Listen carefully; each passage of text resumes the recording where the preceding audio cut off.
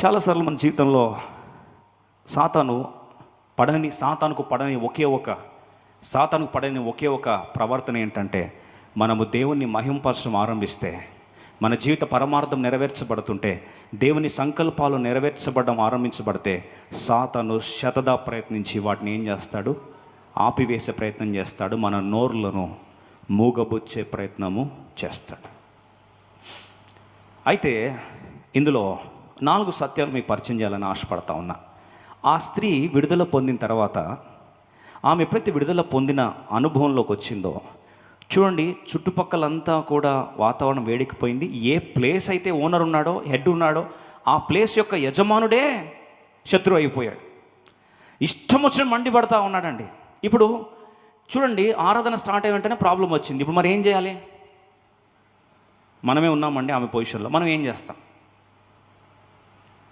ఆరాధన స్టార్ట్ చేస్తే ఆమె ఏం చేస్తుంది? వాళ్ళు ఏం చేస్తున్నారు? మండి పడతా ఉన్నారు. కోపతాపాలు పేటరేగిపోయాయి. వాతం అంతా వేడెక్కిపోతే మనమైతే ఏం చేస్తాం? ఆమె పొజిషన్లో ఉంటే ఇప్పుడు మనం బాగయ్యామండి.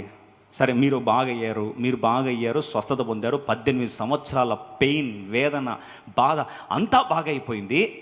బాగైపోయిన దాన్ని జీర్ణించుకోలేక ఆ ప్రాంతంలో ఉన్న వ్యక్తి వచ్చి ఇష్టం వచ్చినట్లు మిమ్మల్ని నిందిస్తున్నాడు, అరుస్తున్నాడు, ఇష్టం వచ్చినట్టు మాట్లాడుతున్నాడు. అప్పుడు మనం ఆరాధన చేస్తూ ఉన్నాం అనుకోండి. ఇప్పుడు ఆరాధన చేస్తున్న మనము నెక్స్ట్ ఇమ్మీడియట్ రెస్పాన్స్ ఏంటి? మంది ఆరాధన ఆపేసి ఇప్పుడు చెప్పండి. అబ్బా, ఆరాధన ఆపేసి అక్కడి నుంచి వెళ్ళిపోయేది చాలా రేరెస్ట్ రెస్పాన్సెస్. దానికంటే ముందు ఇంకో రెస్పాన్స్ వస్తుంది మనకు. ఏంటంటే, మన మీద నింద వేస్తున్న వారిని, మనకు అడ్డం తిరిగిన వారికి మనము సంజాయిషి చెప్పుకునే ప్రయత్నం చేస్తామా లేదా? If someone is trying to accuse us, don't we defend our selves? Do we are not? Defend చేసుకుంటామా, చేసుకోమండి? మనం చేసేది తప్పు అన్నారు అనుకోండి, పర్లేదు అని వదిలేసి వెళ్ళిపోతామా? ప్రైజ్ ది లార్డ్ అంటామా? మినిమం ఏం చేస్తామంటే, బాబు, అమ్మా, నా 18 సంవత్సరాల వేదన ఇది, ఈ నరక యాతన అనుభవించాను, ఈ బాధలో నేను స్వస్థత పొందితే దానికి నీ ఒళ్ళుమంటే ఏంది, నీ కడుపుమంటే ఏంది, నేను బాగవడం నీకు నచ్చదా అంటామా లేదా? అనరా? Don't we defend our selves? Yes we do. ఆరాధన ఆగిపోవడానికి ప్రధాన కారణం ఏంటంటే, మనం సంజాయిషి చెప్పుకునే ప్రయత్నం చేస్తాం, సెల్ఫ్ డిఫెన్స్లోకి వెళ్ళిపోతాం. మనల్ని మనము అక్యూజర్స్, అంటే ఇతరులు మనం నింద వేస్తూ ఉంటే ఆ నింద వేస్తున్న రాళ్లకు మనల్ని కాపాడుకునే ప్రయత్నం చేస్తామా, చేయమా? చేస్తాం. కానీ ఆమె ఏం చేసిందండి? డిఫెన్స్ ఇచ్చుకోవట్లే, సెల్ఫ్ డిఫెన్స్లోకి వెళ్ళలేదు, సైలెన్స్లోకి వెళ్ళలేదు, అటాక్కి వెళ్ళలేదు, కౌంటర్ అటాక్కి వెళ్ళలేదు. ఆమె చేస్తుంది ఒకటే, స్తుతిస్తూనే వెళ్తుంది. ఆమె అంటది, ఏంటమ్మా నీ వెపన్ అంటే? ఆమె ఆయుధం అంటది, నా ఆయుధం ఒకటే, నాకు తెలిసిన ఆయుధం ఏంటంటే దేవుణ్ణి స్తుతించడం. అదేంటమ్మా, అవరోధం వచ్చింది కదా? లేదు, నేను ఆపను. అడ్డంకులు వచ్చాయి కదా? లేదు, నేను ఆపను. కనీసం నువ్వు సెల్ఫ్ డిఫెన్స్కి వెళ్తావా? వెళ్ళను. ప్రియ సోదరి సోదర, చాలాసార్లు మన జీవితంలో ఎప్పుడైతే మనం దేవుని ఆరాధించాలని ఆశపడతామో, నిజమైన ఆరాధన ఆరంభించబడిన ప్రాంతంలో ప్రతికూలమైన వాతావరణం వస్తుంది. వచ్చినప్పుడు నువ్వు నిజమైన ఆరాధన అయితే అది పరిస్థితులు బట్టి ఆగిపోదు, సాగిపోతూనే ఉంటుంది. అయితే సెల్ఫ్ డిఫెన్స్ ఇవ్వట్లేదు, ఎక్స్ప్లెనేషన్ ఇచ్చుకోవట్లేదు.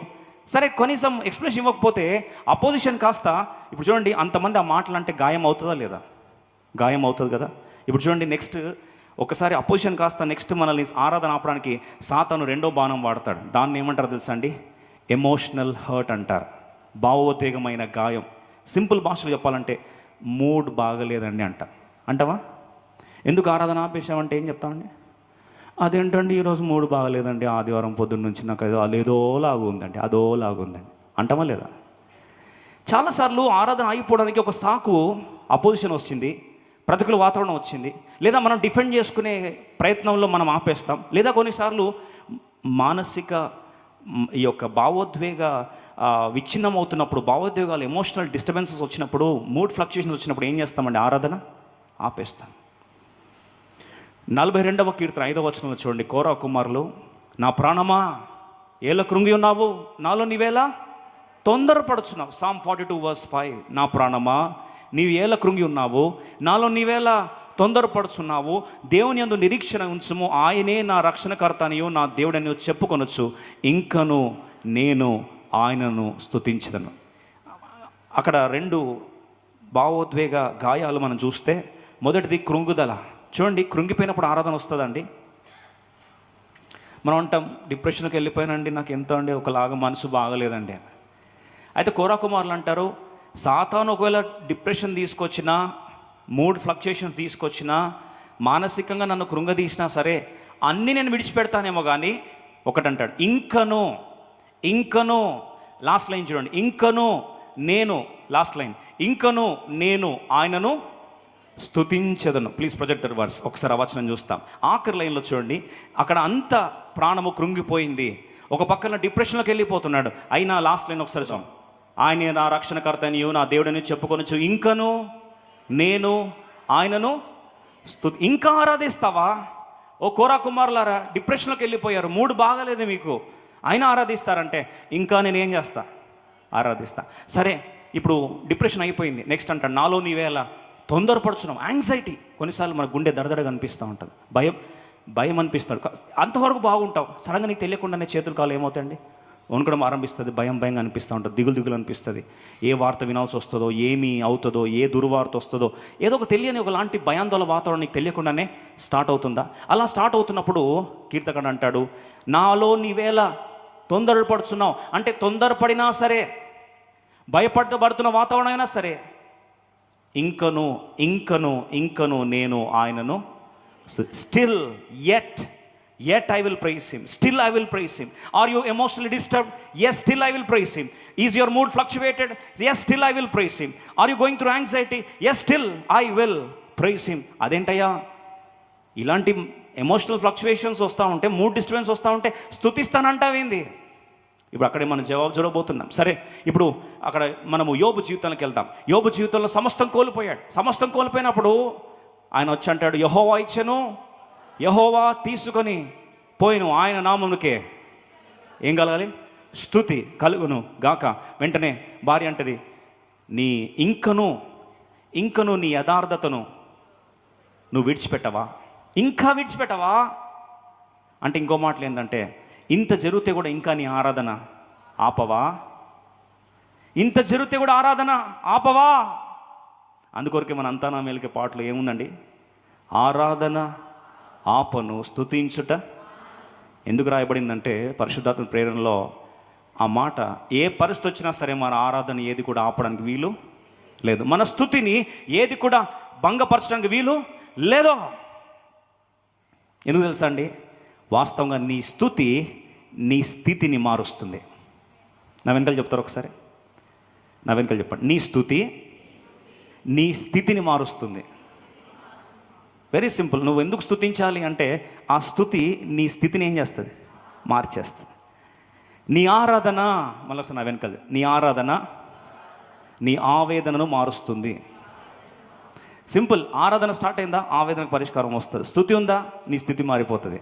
మీరు అనొచ్చు, అదేంటండి ఎలా మారింది? రండి చూద్దాం. ఇప్పుడు ఈ స్త్రీ ఎప్పుడైతే తను ఆరాధిస్తున్నది, ఇంకా ఆరాధిస్తా, ఇంకా స్తుతిస్తా. అమ్మా, నీ మీద అనేకులు ఇష్టం వచ్చాడు దుష్ప్రచారం చేస్తున్నారు, అందరూ నీ బట్టి అడ్డం తిరిగారమ్మా, అందరూ నీ బట్టి వాతావరణం వేడికిపోయిందమ్మా అంటే ఆమంటది, నేను జస్టిఫికేషన్ ఇచ్చుకోను, జవాబు చెప్పుకోను, వాళ్ళకి నేను ఆన్సర్ చెప్పాల్సిన అవసరం నాకు లేదు, నేను సెల్ఫ్ డిఫెన్స్లోకి వెళ్ళను, ఆత్మరక్షణకు వెళ్ళాల్సిన అవసరం నాకు లేదు. నాకున్న బాధ్యత ఒకే ఒకటి, నేను నా దేవుణ్ణి స్తుతించాలి. నేను పుట్టిందే నా దేవుని గణపరచడానికి, నేను ప్రభువుని గణపరచడమే నాకు తెలిసిన పరిచర్య, అదే నా ఆయుధం. నేను దాన్ని కంటిన్యూస్గా నమ్మకంగా ఏం చేస్తా? ఆరాధిస్తూ వెళ్తా. అదే జరిగింది యోబు జీవితంలో. భార్య వచ్చి అంటది, ఇంకా నువ్వు ఆయనని యథార్థత విడిచిపెట్టవాయా? ఇంకా నీ ఆరాధన మానవా? ఏం చేశాడు నీ దేవుడు? సమస్తం లాగేసుకున్నాడు నీ నుంచి. నా కళ్ళ ముందు కళ్ళ బిడ్డలందరూ కనుమరుగైపోయారు, ఆస్తి అంతా ధ్వంసం అయిపోయింది, ఆశలు సమాధి అయిపోయాయి. ఇంకా నీ యథార్థతను కోల్పోనంటావా యోబు? ఇంకనూ నీ యథార్థతను కోల్పోవా? You still don't want to lose your integrity అని అంటాడు. ఇంకనూ నేను దేవుని ఏం చేస్తాను? స్తుతిస్తాను. చూడండి, కోరా కుమార్ ఇక్కడ బలహీన 18 సంవత్సరాలు బాధపడిచిన, ఆత్మచేత పీడించబడుతున్న ఆ స్త్రీ మూడోదిగా యోబు, నాలుగోదిగా 34వ కీర్తన మొదటి వచనం చూడండి.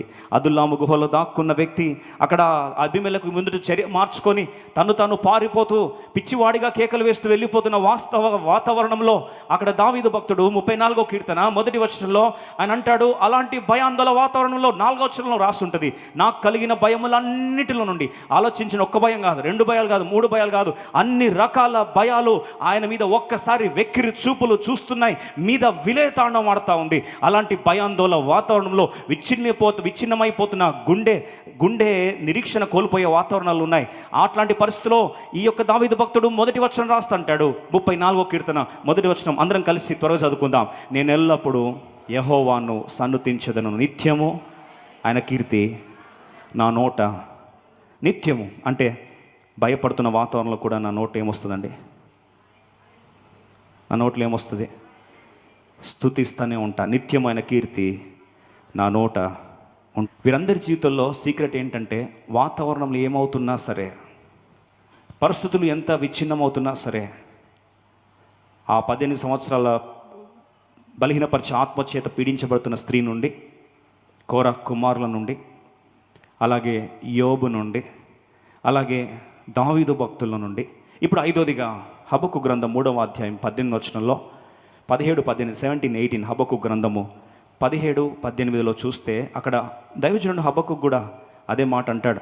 రండి అందరం కలిసి 3వ అధ్యాయము హబక్కు గ్రంథము 17, 18. అంజూరపు చెట్లు పోయకుండినను, ద్రాక్ష చెట్లు ఫలింపపోయినను, ఒలివ చెట్లు కాపు లేకుండినను, చేన్లోని పైరు పంటకు రాకపోయినను, గొర్రెలు దొడ్డిలో లేకపోయినను, సాలలో పశువులు లేకపోయినను, నేను యెహోవా యందు ఆనందించుతాను, నా రక్షణకర్త అయిన నా దేవుని యందు నేను సంతోషించదను.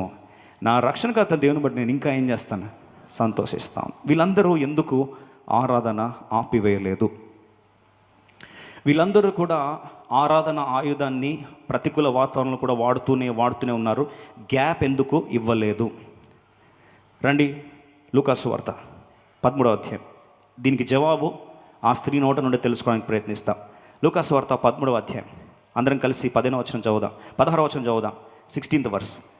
ఇదిగో 18 ఏండ్ల నుండి సాతాను బంధించిన అబ్రహాము కుమార్తె అయిన ఈమెను విశ్రాంతి దినమందు ఈ కట్ల నుండి విడిపింప. ఇప్పుడు తనను బంధించింది ఎవరట అండి? సాతాను. విడిపించింది ఎవరండి? విడిపించింది ఎవరు? యేసుప్రభు వారు. అయితే సాతాను బంధించాడు, యేసుప్రభు విడిపించాడు. అయితే విడుదల పొందిన తర్వాత ఇప్పుడు సాతాను మౌనంగా ఉంటాడా? సాతాను మౌనంగా ఉంటాడా? ఉండడు. మరి వాడేం చేస్తాడు? ఎక్కడ చూసినా ప్లేస్ దొరకకపోయేసరికి వెంటనే అపవాది ఏం చేస్తాడట? మత్తయి సువార్త 12:45లో రాసుంది చూడండి. తిరిగి ఏ ప్లేస్లో అయితే విడుదల పొంది ఆ సాతాను విడిచిపెట్టి బయటకు వచ్చాడో ఆ ప్లేస్కి వచ్చి చూసేసరికి అక్కడ మత్తయి సువార్త 12వ అధ్యాయము 44వ వచనం చూడండి. 44వ వచనం అందరం కలిసి చదువుదాం. 44. అందుచేత ఆ విశ్రాంతిని దొరకనందున వదిలి వచ్చిన నా ఇంటికి తిరిగి వెళ్ళుదును అనుకొని వచ్చి, ఏ ప్లేస్లో అయితే విడుదల పొందాడో, ఏ ప్లేస్లో అయితే విడిపించేశాడో ఆ ప్లేస్లోకి తిరిగి మళ్ళా వచ్చి ఆ ఇంటి యొక్క పరిస్థితి ఏంటంటే చూడండి, ఆ ఇంట ఎవరినూ లేక అది ఊడ్చి అమర్చి ఉండుట చూచి వెళ్ళి తనకంటే చెడ్డవైన మరి 7 దయ్యములను వెంటబెట్టుకొని వచ్చును, అవి దానిలో ప్రవేశించి అక్కడనే కాపురముడు. 45 చూడండి. ఆ కడవరి స్థితి అట మునుపటి స్థితి కంటే మరీ చెడ్డదగును అంట. జాగ్రత్తగా ఉందా? ఇక్కడ సాతాను ఆమెని 18 సంవత్సరాలు టార్చర్ పెట్టింది. యేసుప్రభు ఆమెను ఏం చేశాడు? విడిపించాడు. అయితే ఆమె విడిపించిన వెంటనే అగ్రెసివ్గా దేవుని ఏం చేస్తూ ఉంది? ఆరాధిస్తూనే ఉంది. ఎందుకమ్మా నువ్వు గ్యాప్ ఇవ్వవు అంటే, ఎందుకయ్యా యోబు నువ్వు గ్యాప్ ఇవ్వవు అంటే, ఎందుకయ్యా దావీదు నువ్వు గ్యాప్ ఇవ్వట్లేదు అంటే, ఎందుకయ్యా కోరా కుమారులారా మీరు గ్యాప్ ఎందుకు ఇవ్వట్లేదు అంటే, ఎందుకయ్యా హబక్కుకు నువ్వు గ్యాప్ ఇవ్వట్లేదు అంటే, వీళ్ళందరూ చెప్పే ఆన్సర్ ఒకే ఒకటి. ఏం తెలుసా అండి? మేము ఒకవేళ గ్యాప్ ఇస్తే ఏ సాతానైతే మమ్మల్ని విడిచిపెట్టి వెళ్ళిపోయాడో, ఏ బలహీనపరిచే ఆత్మ మమ్మల్ని విడిచిపెట్టి వెళ్ళిపోయాడో వాడు వచ్చి ఇంకా 7 దయ్యాలను తీసుకొచ్చి మళ్ళీ మా ప్రాంతంలో విలేతాండం ఆడతాడు. కాబట్టి మేము గ్యాప్ ఇస్తే మా ప్రాణాలకు ముప్పు పొంచి ఉంది కనుక we will not compromise to give any scope of any gap at all. ఒక్క స్థలము ఖాళీగా ఉంచే ప్రసక్తి లేదు. ప్రియ సోదరుని ఆత్మీయ జీవితంలో ఇక్కడే సాతాను టార్గెట్ చేస్తాడు. నువ్వు ఎప్పుడైతే సమస్య, అక్కడ చూడండి, ప్రతికూల వాతావరణం అనుమతించాడు, చుట్టుపక్కలంతా కూడా ఇష్టం వచ్చినట్టు ఆ సమాజ మందిరపు అధిపతి అరుస్తూ ఉన్నాడు. అక్కడ నుంచి అరుపులు వస్తే ఇక్కడ నుంచి మనకేమొస్తాయి? ఎవరు మనకి అరుస్తే మన నుంచి ఏమొస్తాయండి? రెస్పాన్స్ వస్తుందా రాదా? డిఫెండ్ అన్నా చేసుకుంటాం కదండి, కనీసం సెల్ఫ్ డిఫెన్స్ అన్నా చేసుకుంటాం. ఆమె అంటది, నేను సెల్ఫ్ డిఫెన్స్ కూడా. మీరు అనొచ్చు, పాపం పిచ్చిది, ఈ 6 మంది లిస్టులో అందరూ పిచ్చోళ్ళే. ఎందుకంటే వారు సెల్ఫ్ డిఫెన్స్కి వెళ్ళి అట్లాంటి వాళ్ళు నిందలేస్తే వీరు కూడా నిందకు ప్రతినిందేయాలి, దాడికి ఎదురుదాడి దిగాలి. కనీసం ఎదురుదాడి దిగకపోయినా సెల్ఫ్ డిఫెన్స్ ఆత్మరక్షణ అన్నా చేసుకోవాలి కదా, ఎక్స్ప్లెనేషన్ అన్నా ఇచ్చుకుంటే బాగుంటుంది కదా అని చాలాసార్లు మనము అంటుంటాం. ఓ మాట చెప్పాలని ఆశపడుతున్నానండి. ఎప్పుడైతే నీ పరిచర్య దేవుని మహిమపరిచేదని గుర్తిస్తావో, నీ పరిచర్యను నమ్మకంగా చేసుకుంటూ స్తుతియాగం అర్పించువాడు నన్ను మహిమపరుచున్నాడు. నువ్వు ఆరాధిస్తూ స్తుతియాగం అర్పించుకుంటూ వెళ్ళిపోతే నీ పని నువ్వు నమ్మకంగా చేస్తే నెక్స్ట్ ఏమవుతుందో తెలుసా? రండి చూసుకుందాం. నీ పని నువ్వు నమ్మకంగా చేస్తే, రోమా 12:19, రోమన్స్ 12:19, నీ పని ఏంటంటే ఆత్మరక్షణ చేసుకోవడం కాదు, నీ పని దాడికి ఎదురుదాడి చేయడం కాదు, నీ పని ఎక్స్ప్లెనేషన్ ఇచ్చుకోవడం కాదు. రోమా 12:19, 12:19, ప్రియులారా మీకు మీరే పగ తీర్చుకొనక దేవుని ఉగ్రతకు చోటియుడి, పగ తీర్చుట నా పని, నేనే ప్రతిఫలం ఇత్తును అని ప్రభువు చెప్పుచున్నాడని రాయబడి ఉన్నది. ఇప్పుడు నిజంగా సెల్ఫ్ డిఫెన్స్ ఏంటి అంటే, ఇర్మియా గ్రంథం 20వ అధ్యాయంలో ఇర్మియా భక్తుడు కీచకుల మధ్యలో పరిచర్య చేయాల్సిన పరిస్థితి వచ్చింది. జెర్మియా చాప్టర్ 20:11, ఇర్మియా గ్రంథము 20వ అధ్యాయము 11వ వచనం చూస్తే అందరం కలిసి చూద్దాం. అయితే పరాక్రమగల శూరుని వల్ల యెహోవా నాకు తోడై ఉన్నాడు, నన్ను హింసించువారు నన్ను గెలువక త్రొట్టిద్దురు, వారు యుక్తిగా జరుపుకొనరు గనుక బహుగా సిగ్గుపడుదురు, వారెన్నడూనూ మరువబడని నిత్యావమా పొంది. ఇప్పుడు చూడండి, ఇర్మియా భక్తుడు అంటాడు, నా శత్రువులు నన్ను అడ్డుపడి ఆపాలని ప్రయత్నిస్తున్న వారు వాళ్ళందరూ ఏమవుతారంట? సిగ్గుపడతారంట. వాళ్ళందరూ ఏమవుతారు? సిగ్గుపడతారు. అయితే ఈ సిగ్గుపడడానికి 12వ వచనంలో ఏం చేస్తున్నాడు చూడండి. 12వ వచనంలో 12వ వచనంలో అవతలి వారు సిగ్గుపడాలి అంటే ఇక్కడ ఇర్మియా భక్తుడు ఏం చేస్తున్నాడు? 12వ వచనం అందరిగా చదువుదాం. సైన్యముకు అధిపతి యెహోవా, నీతిమంతులను పరిశోధించువాడవు నీవే, అంతరేంద్రియములను హృదయములను చూచువాడవు నీవే, నా వ్యాజ్యమును నీకే అప్పగించుచున్నాను, నీవు వారికి చేయు ప్రతిదండన నేను చూతునుగాక. చాలు. ఇక్కడ ఇర్మియా భక్తుడు అంటాడు, నా వ్యాజ్యమును అంటే నా యుద్ధం అంతా ఎవరి చేతికి అప్పగిస్తాను? దేవుని చేతికి అప్పగిస్తున్నా. ఖచ్చితంగా ప్రతి దండన అంటే దేవుని రివెంజ్ నేను చూడబోతున్నా అంటున్నాడు. నెక్స్ట్ క్వశ్చన్, దేవుని చేతికి వ్యాజ్యం అప్పగించడం అంటే మనం అప్పగించేస్తే మనం ఏమైపోతాం? సైలెంట్ అయిపోతాం కదా, అక్కడే పప్పులు కాలేస్తున్నాం. నిజంగా దేవుని చేతికి వ్యాజ్యం అప్పగించిన వ్యక్తి సైలెంట్ అవ్వడు. 13వ వచనంలో ఏం చేశాడు మనం అది చేస్తాం. ఏముంది 13వ వచనం? నెక్స్ట్ వచనం. సైలెంట్ అవ్వడండి. వ్యాజ్యము దేవుని చేతికి అప్పగించినోడు 13వ వచనం చేస్తాడు. యెహోవాను కీర్తించుడి, యెహోవాను స్తుతించుడి, దుష్టుల చేతిలో నుండి దరిద్రుని ప్రాణమును ఆయనే విడిపించుచున్నాడు. ఇప్పుడు నిజముగా వ్యాజ్యము దేవుని చేతికి అప్పగించినోడు దేవుని ఏం చేస్తాడు? కీర్తిస్తూ ఉంటాడు. He will be worshipping God, he will be praising God, he will be continuing his business which is called praise and worship. నిజముగా వ్యాజ్యము దేవుని చేతికి అప్పగించినోడు ఆయన చేయాల్సిన పని చేస్తూ వెళ్తాడు, ఖాళీగా ఉండడు. ఆయన చేయాల్సిన పని ఏంటి? స్తుతియాగం అర్పించడం. నువ్వు స్తుతియాగం అర్పిస్తూ ఉంటే నీ పని నువ్వు చేసుకుంటా పోతే ఆటోమేటిక్గా దేవుని పని దేవుడు చేసుకుంటూ వెళ్ళిపోతాడు. అందుకొరకు రోమిలికి రాసిన పత్రిక 11వ అధ్యాయం చూడండి, 12వ అధ్యాయం 19 వచ్చిన. రోమన్స్ చాప్టర్ 12:19, రోమన్స్ చాప్టర్ 12:19, రోమా 12:19 కలిసి చదువుదాం. రోమన్స్ 12:19, ప్రియులారా మీకు మీరే పగ తీర్చుకొనక దేవుని ఉగ్రతకు చోటుయుడి, పగ తీర్చుట నా పని, నేనే ప్రతిఫలమునిత్తును అని ప్రభువు చెప్పుచున్నాడని రాయబడి. అక్కడ ఒక మాట గమనించండి, మీకు మీరే పగ తీర్చుకొనక దేవుని ఉగ్రతకు చోటియుడి, పగ తీర్చుట దేవుని పని. ఇప్పుడు బాగా వినండి, పగ తీర్చుకోవాల్సిన పని ఎవరిది? దేవుంది. ఆరాధించాల్సిన పని ఎవరిది? మనది. మన పని మనం చేస్తే, త్వరగా చెప్పండి, దేవుని పని దేవుడు చేస్తాడు. ఒకవేళ సీన్ ఉల్టా చేసామనుకోండి, ప్రభా నీ పని నేను చేస్తా. ఏది? పగ తీర్చుకునేదంటే అప్పుడు దేవుడు ఆరాధించాడు. అప్పుడు ఏమవుతుంది తెలుసా? ఇప్పుడు రండి చూసుకుందాం. లూకాసు వార్త 13వ అధ్యాయం. మన పని ఆరాధించడం, దేవుని పని మన పక్షమున పగ తీర్చడం. అప్పుడు ఆటోమేటిక్గా ఏమవుతుంది? శత్రువులు ఏమవుతారు? లూకాసు వార్త 13వ అధ్యాయం 17వ వచనం. ఇప్పుడు చూడండి, దేవుడు ఒక్కసారి స్టార్ట్ చేసి అంటాడు, ఈమె కూడా అబ్రహాం యొక్క కుమార్తె, ఒక ఎద్దుకున్నంత విలువ లేదా, ఒక గాడిదకున్నంత విలువ లేదా, ఏంటి వేషధారులారా అని దేవుడు విరుచుకుపడ్డాడు వారి మీద. అంతే. 17వ వచనం చదువుదాం. ఆయన ఈ మాటలు చెప్పినప్పుడు ఆయనను ఎదిరించిన వారందరూ సిగ్గుపడిరి. అయితే జనసమూహం అంతయు ఆయన చేసిన ఘన కార్యములు చూచి సంతోషించిరి. చాలా సింపుల్. ఆమె పని ఆమె చేసుకుంటూ వెళ్ళింది, దేవుడి పని దేవుడు చేసుకుంటూ వెళ్ళాడు. రిజల్ట్ ఏంటంటే శత్రువులు సిగ్గుపడ్డారు, సమాజం అంతా సంతోషించారు. సింపుల్గా లేదండి? ఆమె పని ఏం చేసింది? ఆమె ఆరాధించట ఆపను, ఆరాధన ఆపను అందింది. అంతే.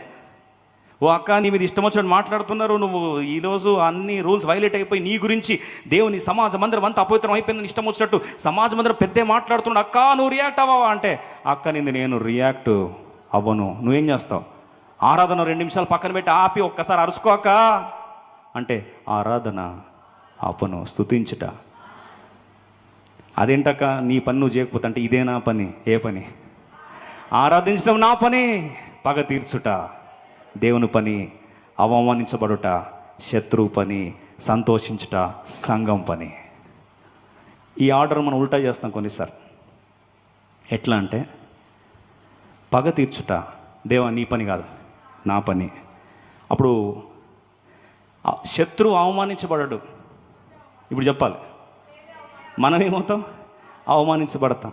అప్పుడు శత్రువు ఏమవుతాడు? సంతోషిస్తాడు, మంచి జరిగిందని. ఆర్డర్ అర్థమైంది కదండి? మన పని ఆరాధించడం, దేవుని పని పగ తీర్చడం, శత్రువు పని అవమానించబడడం, సంఘం పని సంతోషించడం. వద్దు, ఉల్టా చేస్తా, దేవా నీ పని వద్దు, నేను చేస్తా అంటే, పగ తీర్చుట మన పని అయితే, అవమానించబడుట మన పనే, సంతోషించుట శత్రువు పని, ఏడుచుట సంఘం పని. అర్థమైన ఒకసారి చేతండి. సింపుల్గా ఆమె ఎందుకు ఇలా చేసింది, వీళ్ళందరూ కీర్తనకారులు ఎందుకు అలా చేశారు, బైబిల్లో ఉన్న దైవజనులు అందరూ కూడా ఎందుకు ఆరాధన ఆయుధాన్ని ఎప్పుడు ఒక నిమిషము కూడా ఖాళీగా పెట్టలేదు, ఎందుకు వారు గ్యాప్ తీసుకోలేదంటే, సాతాను వెళ్ళిపోయిన వాడు గ్యాప్ దొరికితే ఆ ప్లేస్లో మళ్ళీ 7 మంది ఇంకా మూర్ఖ దయ్యాలను తీసుకొచ్చి ఏం చేస్తానండి, మునుపటి స్థితి కంటే కడవరి స్థితి ఏమవుతుంది? ఇంకా అధ్వానంగా మారుతుంది.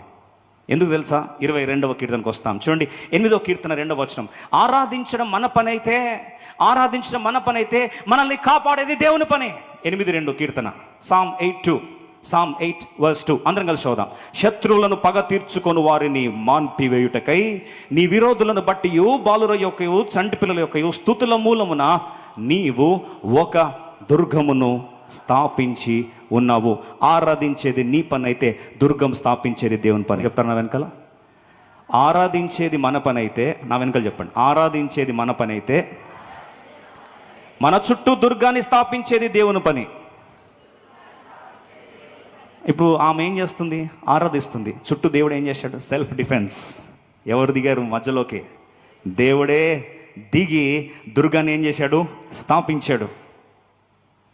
అందుకొరకే 22వ కీర్తన 3వ వచనం చూడండి. 22 సామ్ వర్స్ 3. 22వ కీర్తన 3వ వచనంలో అద్భుతమైన మాట, మనందరికీ బాగా పరిచయమైన కీర్తనే, కానీ ఆ కీర్తనలోని మహత్తు శక్తిని ఒక్కసారి కలిసి చదువుకుందాం. నీవు ఇశ్రాయేలు చేయు స్తోత్రముల మీద, ఇప్పుడు నువ్వు ఎప్పుడైతే ఆరాధిస్తూ వెళ్తావో, నీ పని ఆరాధించేది. నీ మధ్యలో యుద్ధ భూమిలోకి దిగాల్సిన పని ఎవరిదండి?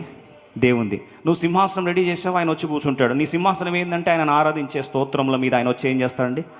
ఆసీనుడు అవుతాడు. ఆసీనుడు అయినట్లంటే స్టోరీ మొత్తం ఏమవుతుంది?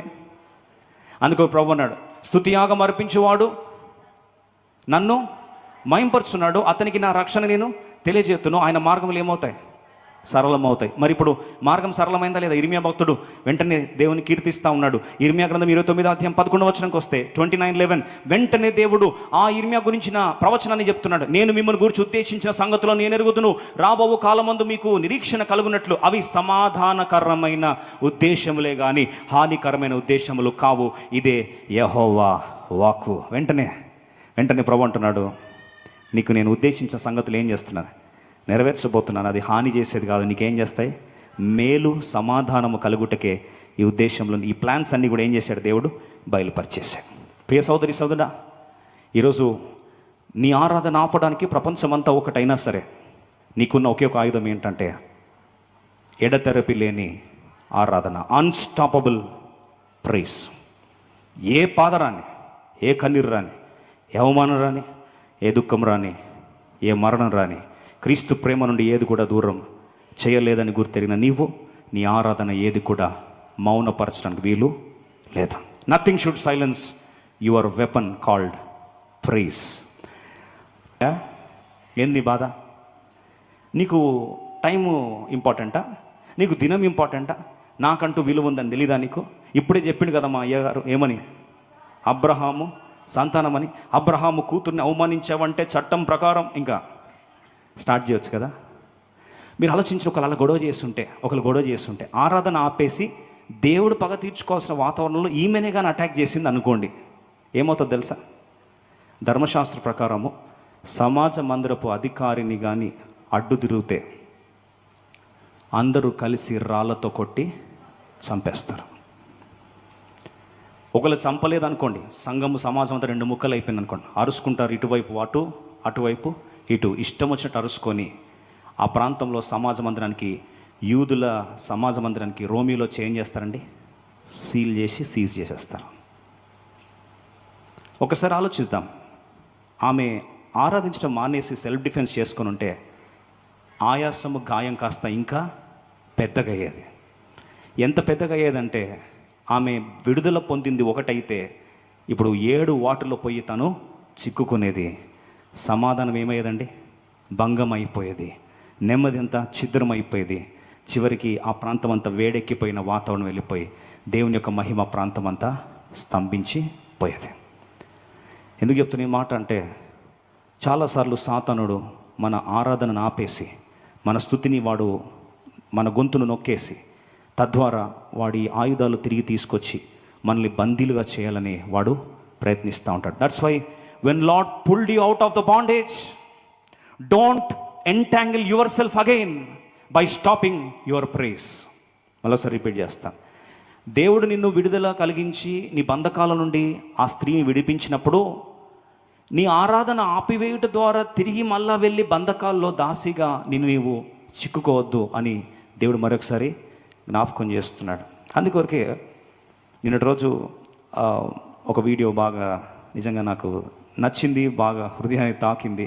ఈరోజు వర్తమానానికి చాలా సమీపంలో ఉన్నట్టు నాకు అనిపించింది. ఎందుకంటే ఆలోచించండి, దేవుడు ఎంత కష్టపడి ఆమెను విడిపించాడు కదా, ఎంతో కష్టపడి విడిపించినప్పుడు ఆమె ఆరాధించకుండా ఆపేసి వాళ్ళకి ఎక్స్ప్లెనేషన్ ఇచ్చుకుంటా డిఫెన్స్కి వెళ్ళి వాళ్ళని అటాక్ చేయబోయి ఏదో ప్రయత్నం చేస్తే అక్కడ వాతావరణం అంతా సమాధానం భంగపరచబడి ఒక గాయం కాస్త 7 గాయాలు అయిపోయి 7 ప్రాంతాల్లో బందీ అయిపోయారు కదా. ఇక్కడ చూడండి, ఒక చిన్న వీడియో చూస్తాం. ఇక్కడ ఒక చిన్న గొర్రెపిల్ల, అక్కడ గొర్రెపిల్ల యొక్క గొర్రెల కాపరి చాలా పిల్లోడు ఎంత కష్టపడి తీస్తున్నాడు చూడండి దాన్ని. ఇట్లానే 18 సంవత్సరాలు బాధపడిన స్త్రీని విడుదల కలిగించినట్టు దేవుడు చూడండి ఇలాగే మనల్ని కూడా లాగుతాడు. లాగిన వెంటనే చూడండి అది పరిగెత్తుకుంటూ పోయి మళ్ళీ టఫీమని పోయి లోపల పడింది. ఎంతసేపు పట్టిందండి? మళ్ళీ ఒకసారి ప్లే చేయండి. దాన్ని చూస్తే మనకు చాలా అవుతుంది, నవ్వు వస్తుంది. కానీ మన పరిస్థితి అంతే. దేవుడు విడిపించి 1 నిమిషం కూడా కాదు, ఆరాధన కంటిన్యూ చెయ్యి అంటే లేదు, మళ్ళీ టఫీమని పోయి పడ్డాం. మళ్ళీ దాంట్లో ఏమనంటే, అయ్యో నేను సెల్ఫ్ డిఫెన్స్ ఇచ్చుకోవాలా, నేను రెస్పాన్స్ ఇచ్చుకోవాలా, లేదు నేను ఏదో ప్రయత్నించి నన్ను నేను ఏం చేయాలి, ప్రూవ్ చేసుకోవాలి అని. ఆ గొర్రెని చూస్తే ఎంత జాలి అయిందో.